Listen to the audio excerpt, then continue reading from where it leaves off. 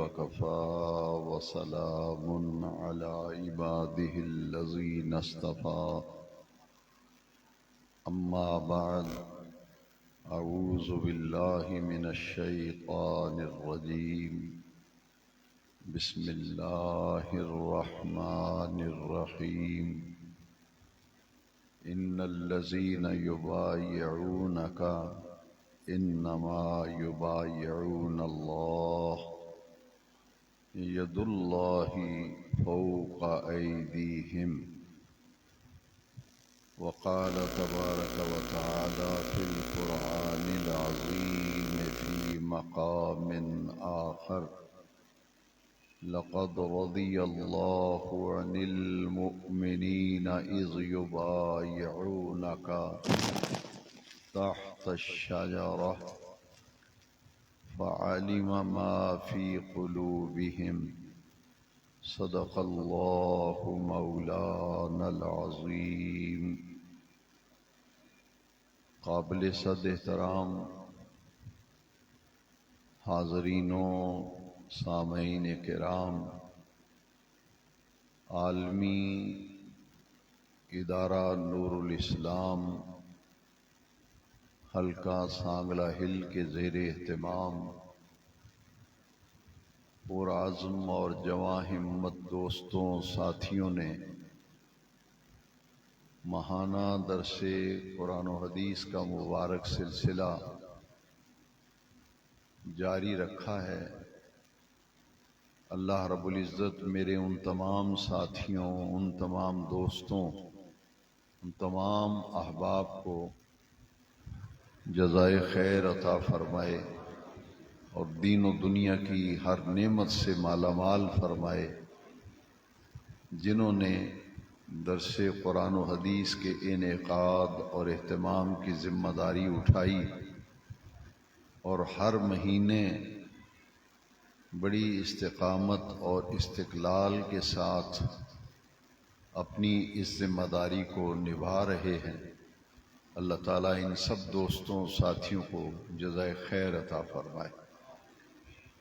جامع مسجد محبوب سبحانی سانگلہ ہل کی انتظامیہ کمیٹی کا بھی میں شکر گزار ہوں، بالخصوص جناب حاجی محمد یاسین اقبال صاحب اور ان کے تمام کمیٹی کے معزز دوست اراکین انتظامیہ کا بھی میں دل کی گہرائیوں سے شکریہ ادا کرتا ہوں کہ جن کی سرپرستی میں اور جن کے تعاون سے ہر مہینے اس مسجد شریف میں یہ قرآن مجید اور حدیث شریف کی تعلیم کا مبارک سلسلہ جاری ہے۔ اللہ کریم ان سب حضرات کو جزائے خیر عطا فرمائے۔ تمام سامعین جانتے ہیں اور آپ سب کے علم میں یقیناً یہ بات ہوگی کہ آج اسلامی سال کے آخری مہینے ذی الحجہ کی آج 18 تاریخ ہے۔ آج کا دن جو گزرا ہے یہ ماہ ذی الحجہ کی 18 تاریخ تھی۔ اس دن نبی کریم علیہ السلام کے بڑے ہی جان نثار اور آپ کے وفا شعار صحابہ کرام میں سے بڑے بلند مقام پر فائز امیر المومنین جامع قرآن کامل الحیاء والایمان مظلوم مدینہ حضور نبی کریم علیہ السلام کے دوہرے داماد حضرت سیدنا عثمان غنی ذی النورین رضی اللہ تعالی عنہ کی شہادت کا دن ہے۔ یہ ہماری خوش قسمتی ہے کہ یہ درس قرآن ہمیں ان مبارک لمحات میں میسر آ رہا ہے جو سیدنا عثمان غنی ذی النورین رضی اللہ تعالیٰ عنہ کی شہادت کا دن ہے۔ عین اسی دن اور اسی لمحات میں ہم اللہ کے گھر میں بیٹھ کر اس عظیم ہستی کا تذکرہ سننے اور سنانے کی سعادت حاصل کر رہے ہیں۔ ذی الحجہ کی 18 تاریخ جو آج کا دن ہے، یہ شہادت سیدنا عثمان غنی ذی النورین کا دن ہے، اور محرم الحرام جو اسلامی سال کا پہلا مہینہ ہے، اس کی پہلی تاریخ کو ہی امام عادل، امام راشد، امیر المومنین، مراد نبوت، مراد مصطفیٰ، مطلوب مصطفیٰ، حضرت سیدنا عمر فاروق اعظم رضی اللہ تعالیٰ عنہ کی شہادت کا دن ہے۔ چونکہ آج سیدنا عثمان غنی ذی النورین کی شہادت کا دن ہے، اس لیے آج کے درس قرآن و حدیث میں حضرت عثمان رضی اللہ تعالیٰ عنہ کی فضائل و مناقب پر ہی اکتفا کروں گا۔ سب سے پہلے ایک بنیادی بات جس کا سب کے لیے جاننا ضروری ہے کہ نبی کریم صلی اللہ علیہ وسلم کے 1.25 لاکھ صحابہ کرام میں سے سب سے افضل خلفائے راشدین ہیں۔ ترتیب فضیلت صحابہ کرام کی یہ ہر صاحب ایمان کے دل پر نقش ہونا چاہیے۔ جس ترتیب سے نبی کریم علیہ السلام کے خلفائے راشدین ہوئے، یہی ترتیب فضیلت ہے، کیونکہ نبی کریم علیہ السلام نے فرمایا میرے بعد خلافت 30 برس رہے گی۔ یہ حضور کی حدیث مبارکہ ہے۔ نبی کریم علیہ السلام نے فرمایا میرے بعد خلافت کتنے سال رہے گی؟ 30 سال۔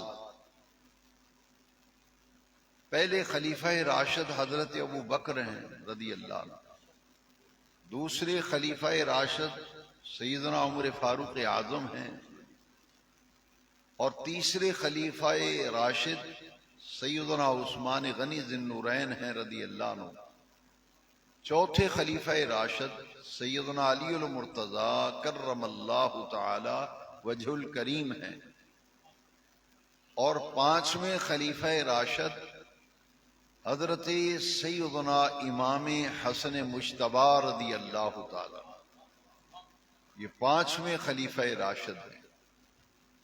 اہل سنت و جماعت سے جو شخص تعلق رکھتا ہے اور وہ اپنے آپ کو سنی کہتا ہے کہ میں مسلک اہل سنت سے تعلق رکھتا ہوں، میں سنی ہوں، اس کے لیے ضروری ہے کہ یہ اعتقاد رکھے کہ جب نبی کریم علیہ السلام نے فرمایا کہ میرے بعد خلافت 30 برس رہے گی، تو سیدنا امام حسن مجتبی رضی اللہ تعالیٰ عنہ پانچویں خلیفہ راشد ہیں، اس لیے کہ آپ مولا علی کرم اللہ تعالی وجہ الکریم کی بعد شہادت کے بعد خلیفہ بنے، اور آپ کی خلافت 6 مہینوں پر مشتمل ہے۔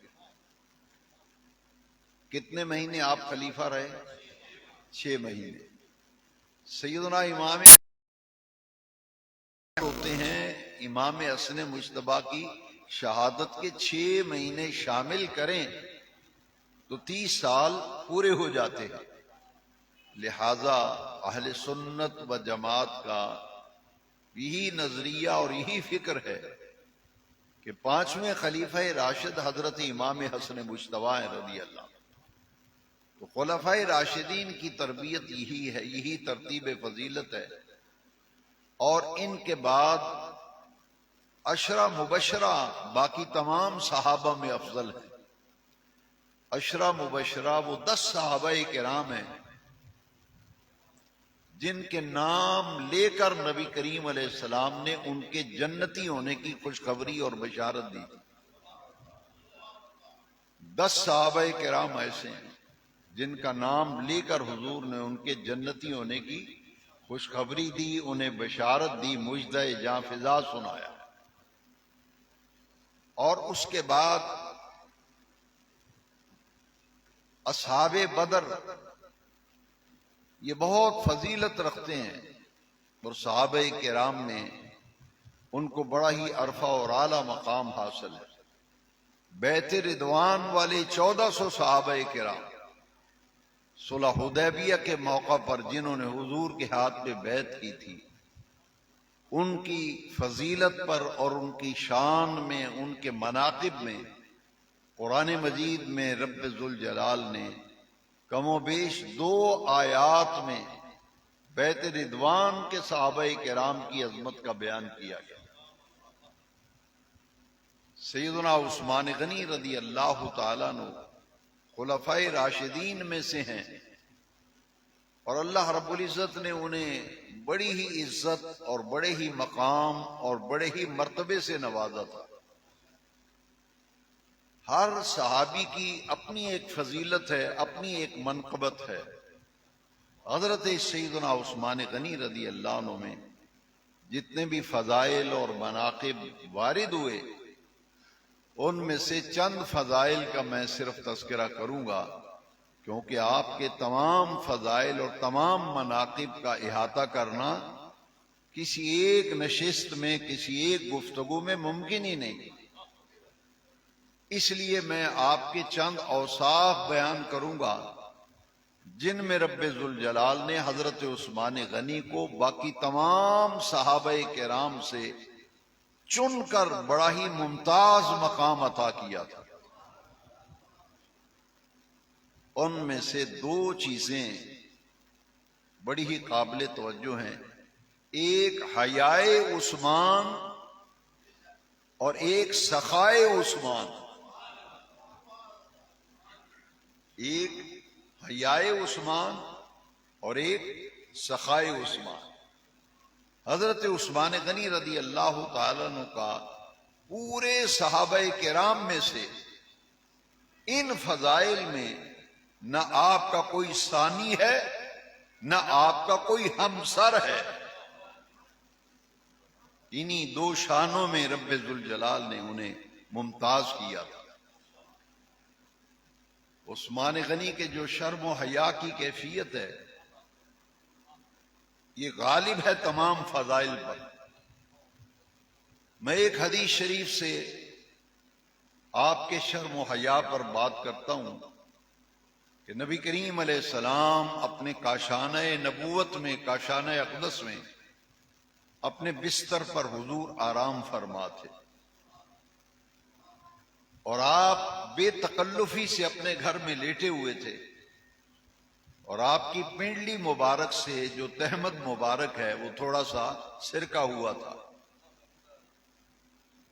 حضور بے تکلفی سے لیٹے ہوئے ہیں، دروازے پہ دستک ہوتی ہے، پوچھا دیکھو کون آیا ہے ملاقات کے لیے، بتایا گیا کہ ابو بکر صدیق آئے ہیں رضی اللہ۔ حضور نے فرمایا بلا لو ابو بکر کو۔ حضور اسی طرح بے تکلفی سے لیٹے رہے۔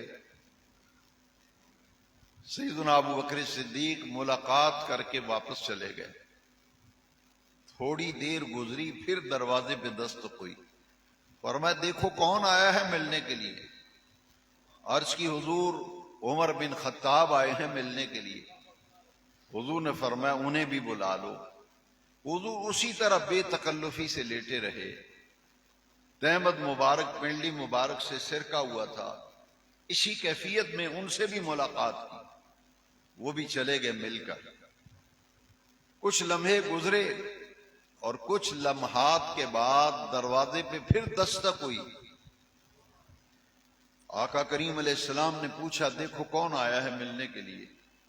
بتایا گیا کہ عثمان غنی ذی النورین آئے ہیں ملاقات کے لیے۔ تو جیسے حضور نے سنا کہ عثمان غنی ملنے کے لیے آئے ہیں، ذی النورین ملنے کے لیے آئے ہیں، نبی کریم علیہ السلام نے کپڑوں کو سمیٹا اور میرے آقا کریم اٹھ کر بیٹھ گئے اور پنڈلی مبارک پہ کپڑا ڈال لیا۔ اب فرمایا کہ بلاؤ عثمان کو۔ عثمان غنی آئے، کہ ذہن و ضمیر پر دستک دیتے ہوئے یہ عرض کروں گا کہ اس حقیقت کو اپنے پلے باندھ لیں اور کانوں کی سماعت کے ذریعے اس بات کو اپنے دل کی تختی پر رقم کر لیں، لکھ لیں، ثبت کر لیں کہ ام المرتبہ رکھتی ہیں، اور تمام ازواج میں سے حضرت ام المومنین سیدہ عائشہ صدیقہ کا یہ مقام ہے، اور انفرادیت پاک دامنی ان کی اس میں ایک آیت اگر نازل ہو جائے تو وہ قیامت تک کے لیے حجت بن جاتی ہے۔ لیکن ام المومنین عائشہ صدیقہ کا یہ مقام ہے کہ جن کی شان میں پوری 18 آیتیں نازل ہو۔ نبی کریم علیہ السلام سے انہوں نے پوچھا کہ حضور ایک بات کی سمجھ نہیں آئی، آپ بے تکلفی سے لیٹے ہوئے تھے، میرے باپ ابو بکر ملاقات کے لیے آئے، آپ بے تکلفی سے لیٹے بھی رہے، ملاقات بھی کی، اور حضرت عمر آئے، آپ بے تکلفی سے لیٹے رہے، ان سے ملاقات کی، وہ بھی چلے گئے، اور بعد میں عثمان غنی ذی النورین آئے ملاقات کے لیے، تو آپ نے اتنا اہتمام فرمایا، اتنا اہتمام فرمایا کہ آپ اٹھ کر بیٹھ بھی گئے اور پنڈلی مبارک پہ کپڑا بھی ڈال لیا۔ تو حضور عثمان کے آنے پر اتنا اہتمام فرمائے، اس کی وجہ کیا تھی؟ سانگلا ہل کی سرزمین پر بسنے والے حضور کے عاشقوں، ذرا ہوشیار ہو کر سننا کہ سیدنا عثمان غنی رضی اللہ عنہ کے بارے میں زبان رسالت سے کیسے ہی حکمت برے الفاظ اور کلمات جاری ہوئے۔ حضرت عثمان کے بارے میں حضور نے کیا فرمایا؟ یہ حدیث کے لفظ میں چاہوں گا کہ میرا ہر سننے والا اسے حرز جاں بنا لے اور اس بات کو اپنے دل میں جگہ دے کہ آمنہ کے لال نے حضرت عائشہ سے فرمایا، اے عائشہ، اے صدیقہ، الا استحیی من رجل تستحیی الملائکۃ منہ، اے عائشہ، میں اس شخص سے کیوں نہ حیا کروں جس سے آسمان کے سارے فرشتے بھی حیا کرتے۔ کچھ سمجھ آ رہی ہے؟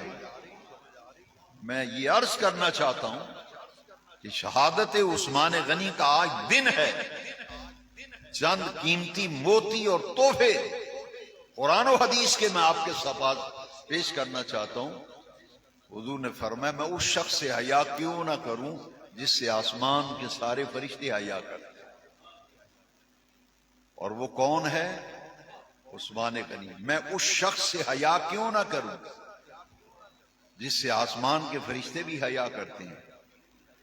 میں نے اس لیے اٹھ کر بیٹھ بھی گیا، کپڑے بھی سمیٹ لیے اور پنڈلی مبارک پہ کپڑا بھی ڈال لیا، کیونکہ یہ آنے والا عثمان وہ ہے جس سے آسمان کے سارے فرشتے بھی حیا کرتے۔ اللہ اکبر! یہ مقام ہے سیدنا عثمان غنی کا، ان کے فضائل و مناقب میں اونچے درجے کی فضیلت، ایسی شخصیت، ایسی ہستی جن سے آسمان کے فرشتے بھی حیا کریں۔ اور اس بات کو اور میں کھولنا چاہتا ہوں، اس بات کو میں اور واضح کرنا چاہتا ہوں۔ یہ حدیث شریف میں اب جو سنانے جا رہا ہوں، اس حدیث کو ابن عساکر نے نقل کیا، اور یہ حدیث شریف بھی میں چاہوں گا کہ اس کو توجہ سے سن کر اپنے دل میں جگہ دیں، کیونکہ یہ وہ حدیث ہے، یہ وہ کلمات ہیں، یہ وہ الفاظ ہیں، یہ وہ کلام ہے جو زبان رسالت سے نکلا ہے۔ بڑے غور سے حدیث سنیں، ابن عساکر میں یہ حدیث موجود ہے۔ حضور نے فرمایا، تستحیی الملائکۃ من عثمان، تستحیی الملائکۃ من عثمان کما تستحیی من اللہ ورسولہ۔ حضور نے فرمایا، لوگوں، آسمان کے سارے فرشتے عثمان غنی سے اس طرح حیا کرتے ہیں جس طرح اللہ اور اس کے رسول سے حیا کرتے ہیں۔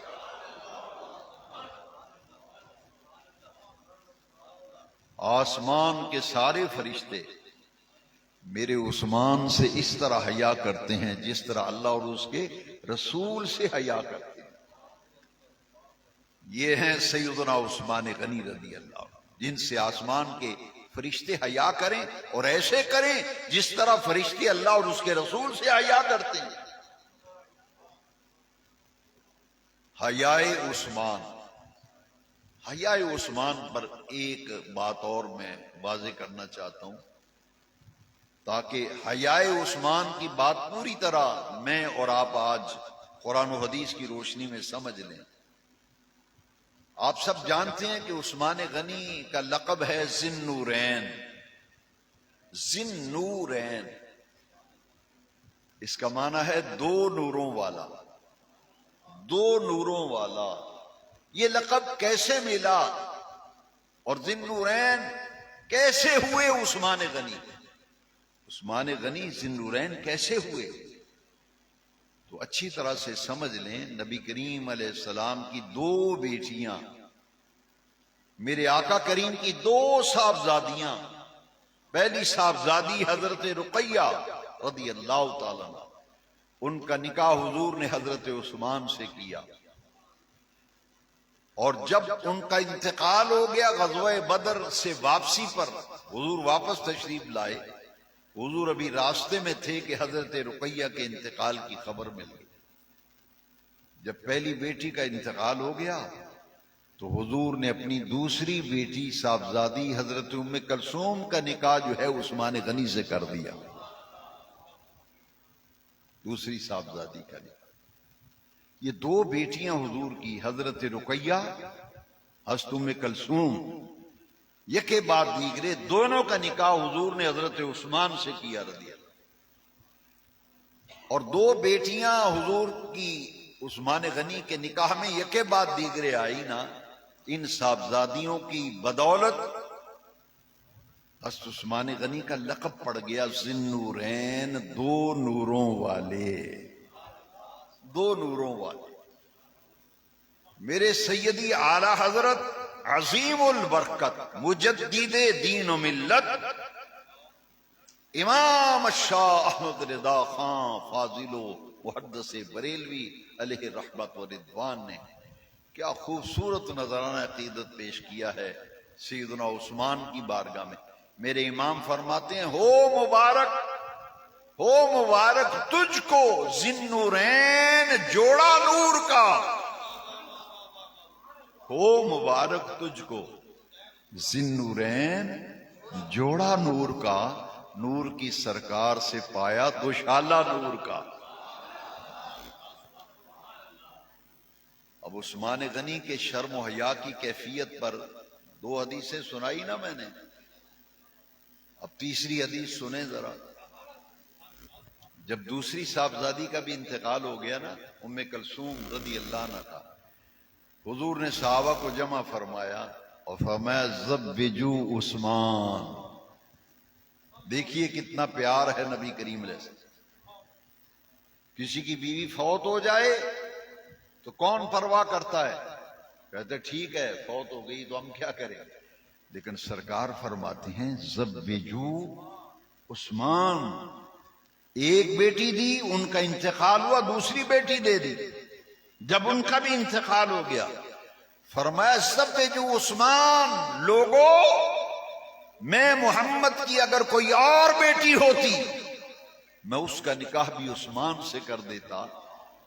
اور فرمایا اگر میری 40 بیٹیاں ہوتی وہ فوت ہوتی جاتی، ایک ایک کر کے میں سب کا نکاح عثمان سے کر دیتے.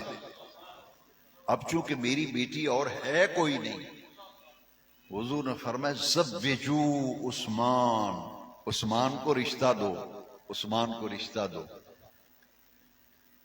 آپ کا کوئی رشتہ دار یا دوست سجن بیلی ایک گھر میں اپنی دو بیٹیاں دے دے، ایک گھر میں اپنی دو بیٹیاں دے دے، ان کا شادی کر دے، تیسری بھی دینے کے لیے تیار ہو جائے، تو پھر برادری بھی پوچھتی ہے، رشتہ دار بھی پوچھتے ہیں، گلی محلے والے بھی پوچھتے ہیں، دوست بھی پوچھتے ہیں، پڑوسی بھی پوچھتے ہیں.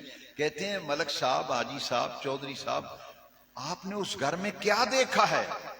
ترے دیاں ترے ہی تیاں اتھے بیاہ چھڑیاں نے، تساں انہاں وچ کی ویکھیا ہے؟ اپنی دوسری بیٹی وہی دیتا ہے نا جس میں ان میں کوئی خوبی دیکھی ہو، کوئی اچھائی ہو۔ ایک بیٹی اگر کسی کی کسی گھر میں سکھی نہ ہو تو کوئی دوسرا رشتہ اس گھر میں دیتا ہے؟ حضور کے دیوانوں، سانگلہ ہلوالو، ذرا غور کرنا، ایک بیٹی رقیہ نکاح حضرت عثمان، ان کا انتقال ہوا، دوسری بیٹی ام کلثوم کا نکاح حضرت عثمان سے۔ جب وہ بھی فوت ہو گئی، اب ان کی بیٹی تھی نہیں حضور کی کوئی اور، تو میرے آقا نے فرمایا زوجوا عثمان، میرے عثمان کو رشتہ دو۔ میری 40 بیٹیاں بھی ہوتی نا، حضور نے فرمایا فوت ہوتی جاتی میں ایک ایک کر کے سب کا نکاح عثمان سے کر دیتا۔ اب صحابہ نے یہ بات پوچھی، سمجھ آ رہی ہے؟ صحابہ کرام نے پھر پوچھ لیا کہ حضور عثمان میں ایسی کیا خوبی ہے، عثمان میں ایسا کیا کمال ہے، ایسی کیا خصوصیت ہے کہ آپ فرماتے ہیں میری 40 بیٹیاں بھی ہوتی، فوت ہوتی جاتی، میں سب کا نکاح عثمان سے کر دیتا۔ تو میرے آقا نے جو جواب دیا نا، سانگلہ ہلوالو، دل کی تختی پہ لکھ لو، میرے آقا نے ایک ہی بات کی اور دو ٹوک بات کی، فرمایا من حیاء عثمان، من حیاء عثمان، فرمایا اس لیے کہ اللہ رب العزت نے عثمان غنی کو چن کر شرم و حیا میں اتنا اونچا مقام عطا کیا ہے کہ پورے صحابہ، 1.25 لاکھ صحابہ میں جو شرم و حیا کی کیفیتیں حضرت عثمان کو عطا کی گئی تھیں وہ ان کی انفرادی خصوصیت تھی۔ شرم و حیا میں اللہ نے انہیں بلند مقام عطا کیا تھا۔ یہ ہے، فرمایا میرا عثمان بڑا شرمیلا ہے، حضور نے فرمایا میرا عثمان بڑا شرمیلا ہے۔ تو یہ شرم و حیا ایک ایسا وصف ہے حضرت عثمان غنی کا رضی اللہ۔ اس پر میں نے 3 حدیثیں آپ کو سنا دی الحمدللہ۔ اب دوسری، وقت اتنا ہے، صرف 2 چیزیں عرض کروں، ایک حیاء عثمان اور ایک صفائے عثمان۔ سخی ہونا، سخاوت، اللہ کے راستے میں مال خرچ کرنا، غریبوں، بیواؤں، یتیموں، محتاجوں، بے کسوں کا خیال رکھنا، ضرورت مندوں کی ضرورتوں کو پورا کرنا، اسے کہتے سخاوت۔ سخاوت عثمان تمثیل بن گئی،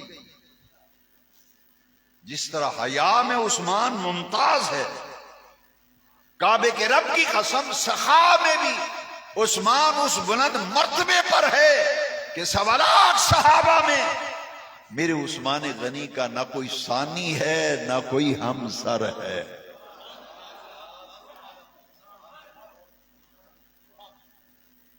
سخائے عثمان پر، سخاوت عثمان پر 2-3 حدیثیں، پھر میں قرآن مجید کی آیت، 2 آیتیں میں نے جو تلاوت کی ہیں، پہلے حدیثیں سن لیں، پھر آخر میں ان آیات پر میں بات کروں۔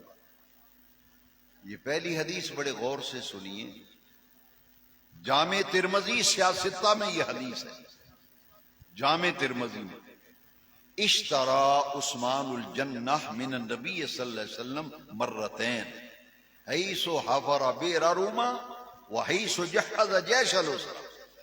سانگلہ الوالو مزہ آ گیا، عثمان غنی نے 2 مرتبہ نبی پاک سے جنت خریدی۔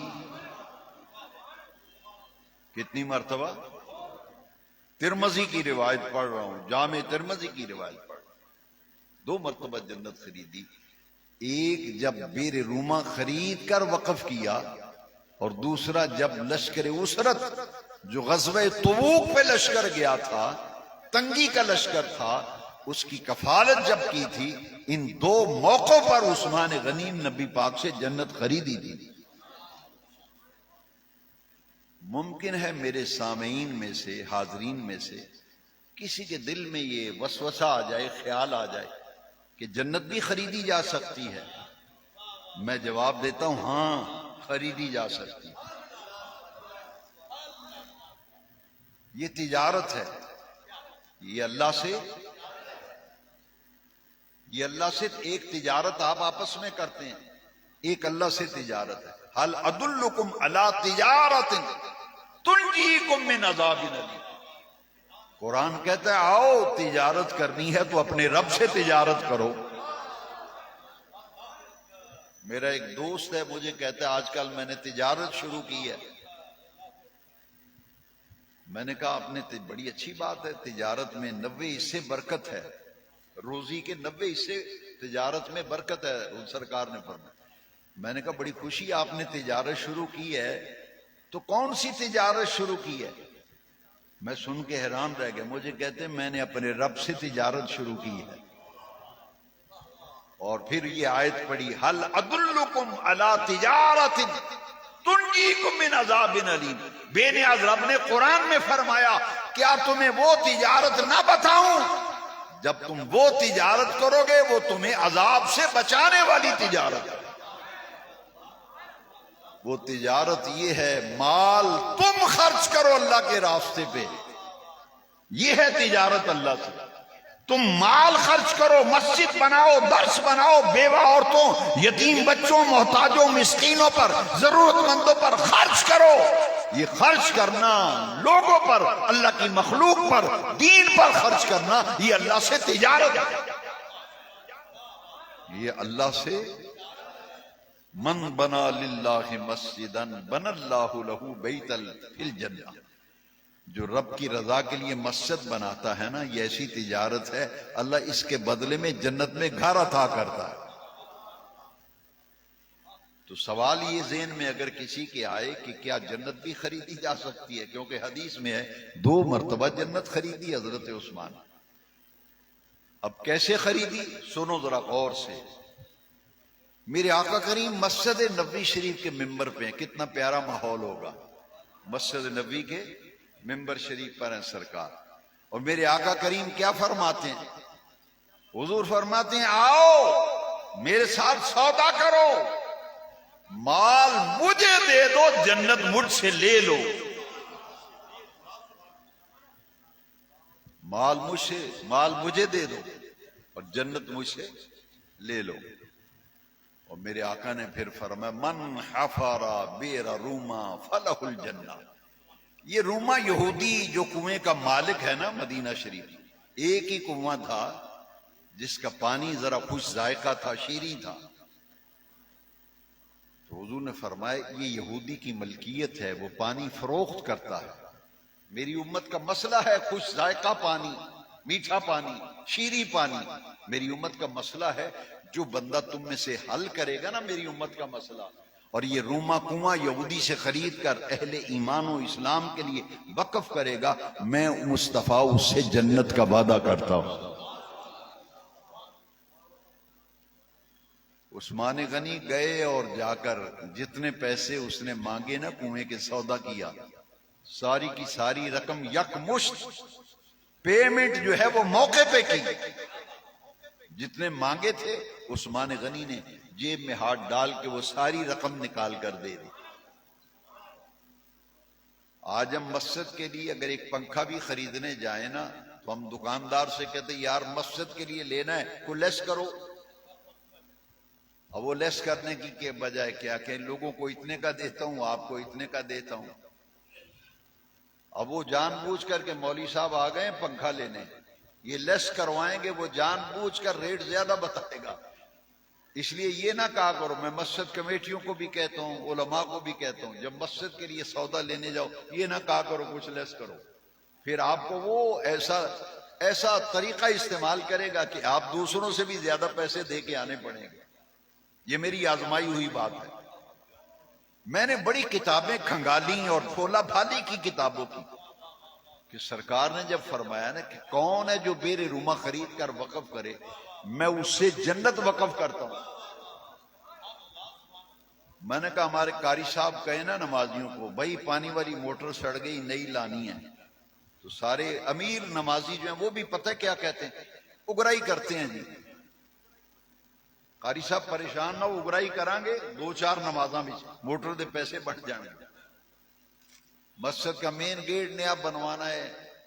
قاری صاحب کہتے ہیں کہ جناب مسجد کا گیٹ لگوانا ہے، تو پتہ ہے لوگ کہتے ہیں اچھا چندہ اکٹھا کرنے، اگرائی کرنے، ہر نمازی 500 دیوے بھائی. میں نے بڑی کتابیں دیکھی کہ جب سرکار نے فرمایا کون ہے جو بیرے روما خرید کر وقف کرے میں جنت دوں گا، عثمان نے نہ اگرائی کی نہ چندہ کیا. اکیلا عثمان صحابہ کے بڑے مجمع نے، اکیلا عثمان روما یہودی کے پاس جاتا ہے، کہتا ہے بھئی میں گاہک بن کے آیا ہوں، بتاؤ کتنے پیسے لینے ہیں. میں مسجد میں باوضو بیٹھا ہوں، اللہ کی عزت کی قسم کھا کے کہتا ہوں. عثمان نے کہا گل کر کے نے پیسے لینے. جتنے مانگے عثمان نے کم نہیں کروائے، ساری رقم نکال کر اس کو دے دی. کنواں خرید لیا. سرکار کے پاس آئے نا اس میں، یا رسول اللہ میں نے کنواں خرید لیا ہے، آپ کی امت کے لیے وقف کرتا ہوں. فرمایا عثمان تو نے کنواں وقف کیا، میں تجھے جنت کا وعدہ کرتا ہوں.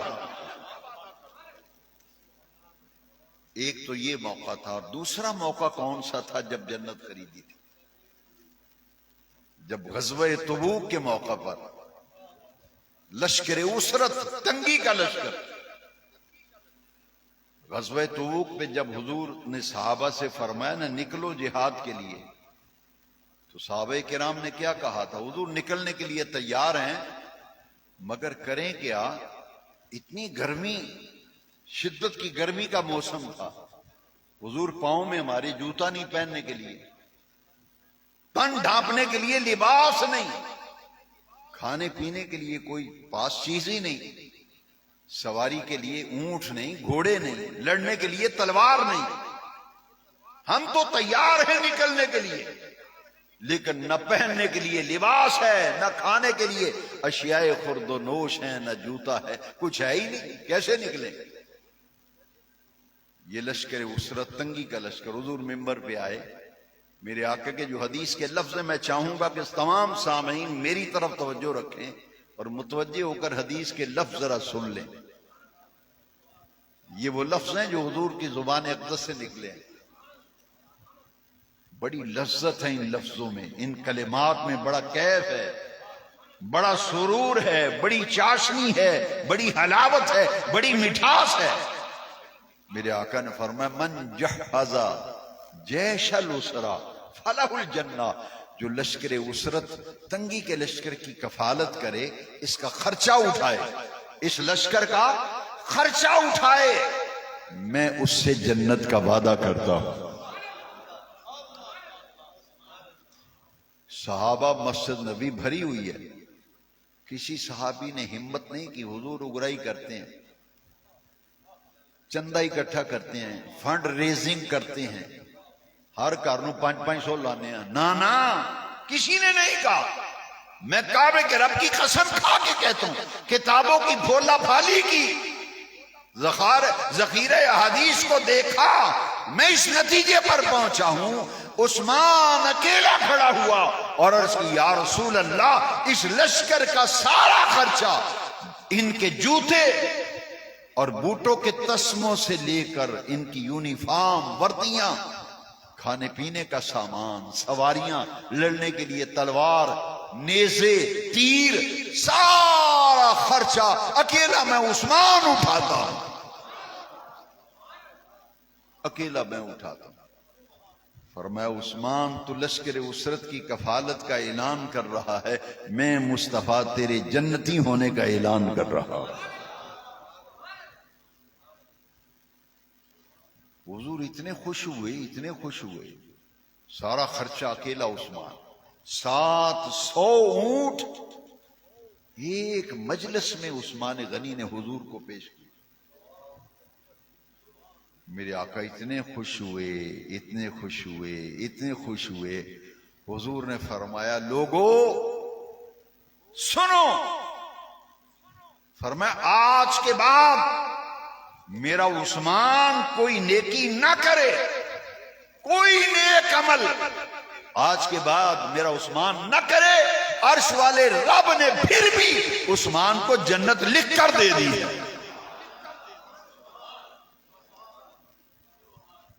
آج کے بعد عثمان کوئی نیکی نہ کرے پھر بھی جنتی۔ اللہ اکبر۔ سنو ذرا سانگلہ ہل والو، عثمان نے یہ تو نہیں کہا لگیاں نے موجہ لائی رکھی سونے۔ آپ کو اگر کوئی کہہ دے کہ آپ جنتی ہیں، آپ کو بشارت مل جائے، کیا کیفیت ہوگی آپ کی؟ لیکن عثمان کی کیفیت بھی ذرا دیکھیے۔ عثمان غنی کہتے ہیں یا رسول اللہ آپ نے اتنا کرم کیا، اتنا کرم کیا۔ آپ فرما رہے ہیں کہ آج کے بعد میرا عثمان کوئی نیکی نہ کرے پھر بھی جنتی ہے۔ رونے لگے، آنسوں کی برسات لگ گئی، آنسوں کی جڑی لگ گئی۔ اور عثمان غنی نے سرکار سے عرض کیا حضور 1000 اشرفیاں شکرانے کے لیے میں اور پیش کرتا ہوں۔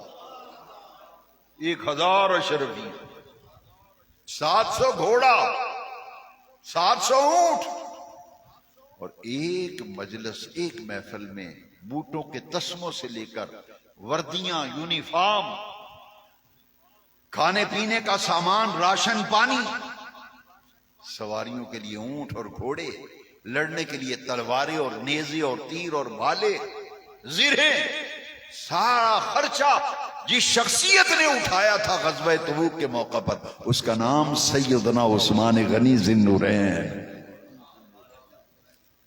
2 مرتبہ جنت خرید، اور میرے نبی پاک نے 10 مرتبہ عثمان غنی کو جنتی ہونے کی بشارت دی ہے۔ 10 مرتبہ۔ حیائے عثمان غنی کا شرم و حیا میں کوئی ثانی نہیں، کوئی ہمسر نہیں۔ سخاوت میں بھی عثمان غنی کا کوئی ثانی اور ہمسر نہیں۔ اللہ کی عزت کی قسم ہے، مسجد نبی میں جہاں آپ جاتے ہو حج کرنے، عمرہ کرنے، زیارتیں کرتے ہو، مسجد نبی کی توسیع کے لیے جو جگہ خرید کے دی تھی، یہ کس نے دی تھی؟ عثمان غنی ذی النورین۔ یہاں بھی اگرائی نہیں کی، چندہ نہیں کیا، فنڈ ریزنگ نہیں کی۔ یتیموں کا مکان تھا مسجد کے ساتھ، یتیم بچے تھے 2۔ مسجد نبی تنگ پڑ گئی، صحابہ بڑھتے چلے گئے، اسلام پھیلتا چلا گیا۔ حضور نے فرمایا مسجد تنگ ہو گئی، چھوٹی ہو گئی، نمازی بہت بڑھ گئے، صحابہ کی تعداد بڑھ رہی دن بدن، تو یہ 7 والا مکان مل جائے تو اسے مسجد میں شامل کر لیں۔ وہ مکان کے جو مالک تھے نا، حضور نے انہیں بلایا۔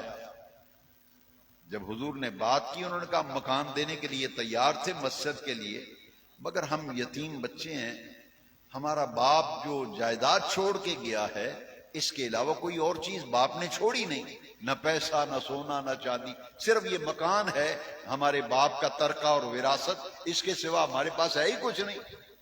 حضور خاموش ہو گئے، اور میں اب یتیم بچے ہیں، ان سے مکان نہیں لیتے۔ عثمان غنی کو پتہ چل گیا کہ حضور مکان لینا چاہتے ہیں مسجد کی توسیع کے لیے، لیکن حضور اس لیے خاموش ہو گئے کہ وہ یتیم بچوں کا مکان ہے۔ عثمان غنی گئے اور ان یتیم بچوں سے جا کے سودا کیا۔ فرمایا مکان بیچنا ہے تم نے؟ انہوں نے کہا بیچنا ہے۔ کتنے پیسے دیتے ہو؟ جتنے پیسے انہوں نے مانگے، کعبے کے رب کی قسم ہے عثمان غنی نے ساری کی ساری پیمنٹ اس موقع کے اوپر کر دی، ساری رقم دے دی، یہ لو پیسے۔ مکان خرید لیا، سیدھے چابیاں لے کر حضور کے پاس آ گئے۔ حضور میں نے سنا ہے کہ آپ یہ مکان خریدنا چاہتے ہیں، لینا چاہتے ہیں مسجد نبوی کے لیے، توسیع کے لیے۔ اور میں ہاں عثمان بات تو ایسے ہی ہے، مگر یہ بچے ہیں یتیم، اور مکان کے سوا ان کے پاس شے بھی کوئی نہیں، اس لیے میں خاموش ہو گیا ہوں۔ یہ یتیم ہیں، ان سے اب نہیں کہنا میں نے۔ حضور اگر وہ مکان میں خرید کے دے دوں مسجد نبوی کے لیے، فرمایا عثمان اگر تو مکان مسجد نبوی کی توسیع کے لیے پیش کرتا ہے، میں تجھ سے جنت کا وعدہ کرتا ہوں۔ بیر روما خرید کر وقف کرنے والا عثمان، رسول اللہ کا دوہرا داماد، قرآن سب سے پہلے کتابی شکل میں جمع کرنے والا عثمان. اسی لیے جمعے کے خطبے میں پڑھا جاتا ہے جامع قرآن کامل الحیاء والایمان عثمان ابن عفان رضی اللہ. یہ مظلوم مدینہ ہیں. آج 18 ذی الحج ہے نا، آج کے دن آپ کو قرآن پڑھتے ہوئے شہید کیا گیا. جس نے بیر روم، اس قوم نے، اس ملت کا حال دیکھیے. وہ عثمان جس نے کنواں خرید کے وقف کیا تھا، 50 دن ان کے مکان کا محاصرہ کر کے دانا پانی بند کر دیا. 50 دن پانی نہیں جانے دیا عثمان کے گھر میں، جو مسجد نبوی کے لیے جگہ خرید کے وقف کی تھی. 50 دن مسجد میں آنے نہیں دیا، نماز نہیں پڑھنے دی. اور 18 ذی الحج کو قرآن پڑھتے ہوئے حضرت عثمان غنی کو شہید کر دیا گیا. اور جب جنازہ اٹھایا گیا تو پتھر مارے جنازے پہ. مصری ابن سوا، اس کا جو لشکر آیا تھا، حضرت عثمان کے جنازے پہ پتھر برسائے، جنازہ گلی سے واپس آ جاتا، پھر پتھر برستے تو دوسری گلی میں جنازہ چلا جاتا، پھر جنازہ واپس آ. پتھروں کی بارش کی گئی. عاشق کا جنازہ ہے، ذرا دھوم سے نکلے، کوچے محبوب سے ذرا گھوم کے نکلے. رات کی تاریکی میں آپ کی نماز جنازہ پڑھی گئی. کتنے آدمیوں نے جنازہ پڑھا؟ 17 بندے. 10 سے 7 بولو یار. ملت کا محسن اعظم، جس کے نکاح میں رسول اللہ کی 2 صاحبزادیاں، جس نے 10 مرتبہ نبی پاک سے جنت کی بشارت لی، بیر روما خرید کے وقف کیا، لشکر اسرت کی کفالت کی. صرف 17 بندوں نے جنازہ پڑھا. حضرت جبیر بن مطعم رضی اللہ، آپ نے جنازہ پڑھایا. رات کی تاریکی میں جنت البقیع شریف میں آپ کی تدفین عمل میں آ گئی. یہ آج آپ کی شہادت کا دن تھا. میں نے مناسب سمجھا کہ سانگلہ ہل کی سرزمین پر آپ کا تذکرہ جب ہوگا شہادت کے دن، جامع مسجد محبوب سبحانی کے حصے میں یہ شہادت آئی.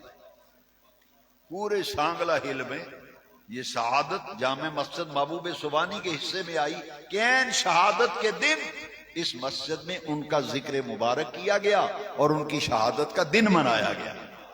میرا یہ ایمان ہے. اسی پر میں ختم کرتا ہوں. جب گنبد خضرا میں رپورٹ جائے گی نا، میرے عثمان کا دن کس کس نے منایا، میرے عثمان کا دن کس کس نے منایا، ملائکہ کہیں گے یا رسول اللہ، گلے باجوے روڈ پر ایک مسجد ہے، مسجد محبوب سبحانی، وہاں چند عاشقان رسول جمع تھے، اور 18 ذی الحج جو شہادت عثمان غنی کا دن ہے، اس جمع ہو کر عثمان غنی کے تذکرے کر رہے تھے. ان کی زندگی کی باتیں چھیڑی ہوئی تھی، ان کا ذکر ہو رہا تھا. ہم خوش نصیب ہیں، اللہ کریم نے ہمیں توفیق دی.